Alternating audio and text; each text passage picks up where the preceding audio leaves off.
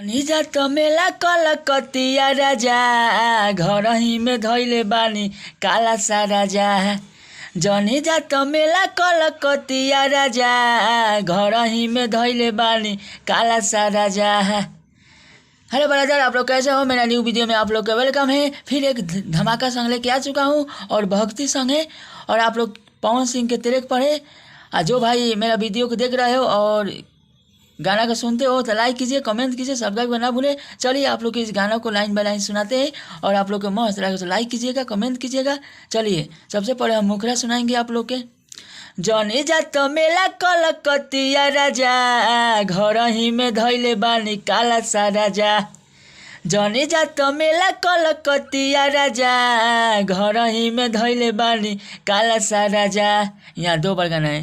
कान के बाली नाक के नथिया जाई के लादी पहिले राजा कान के बाली नाक के नथिया जाई के लादी पहिले राजा जनी जा त मेला कलकतिया राजा घरही में धैले बानी काला सा राजा जनी जा त मेला कलकतिया राजा घरही में धैले बानी काला सा राजा।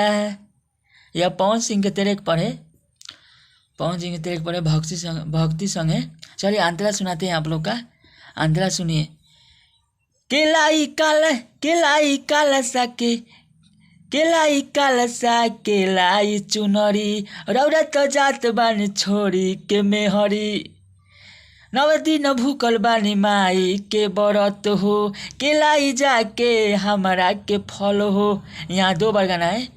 केलाई काला सा केलाई चुनरी रौरा त जात बानी छोड़ी के मेहरी 9 दिन भूखल बानी माई के बरत हो केलाई जाके हमारा के फल हो। कान के बाली नाक के नथिया कान के बाली नाक के नथिया जाई के लादी पहिले राजा जनी जा त मेला कलकतिया राजा घरही में धैले बानी काला सा राजा जनी जा त मेला कलकतिया राजा घरही में धैले बानी काला सा राजा। यह अंतरा वन है, अंतरा वन है। या हम अंतरा बदल दिए हैं। यहाँ पर अंतरा हम बदल दिए हैं और यहाँ भी बदल दिए हैं। चलिए हम चुनाते हैं अंतरा तू सुनिए। अंतरा तू बबलू बिजोर तनी मानी त बात हो बबुआ के धरी रौरा बताई हो बबलू बिजोर तनी मानी त बात हो बबुआ के धरी रौरा बताई हो माई के भक्ति में डूबल बानी यही से राउर बाते यही से रौरा न जाते बानी माई के भक्ति में डूबल बानी यही में रौरा तो जाते बानी। यहाँ तनी गलती हो गया है। अंतरा यहाँ दो बार गाना है। बबलू बिजोर तनी मानी तो बात हो बबुआ के धरी रौरा बताई हो माई के भक्ति में डूबल बानी यही से जाते बानी यही में जाते बानी यही में रौरा तो जाते बानी।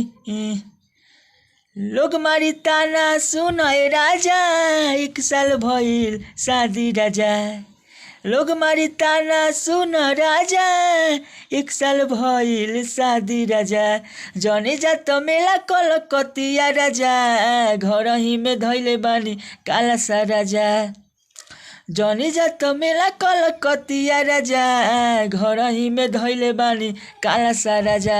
चलिए अगला वीडियो में आप लोग का वेलकम रहेगा। जहाँ भी गलती हुआ है कमेंट में बताइएगा और आप लोग को भाई फिर एक धमाका सॉन्ग लेके आएंगे और लाइक कीजिए, कमेंट कीजिए, सब्सक्राइब करना ना भूलें।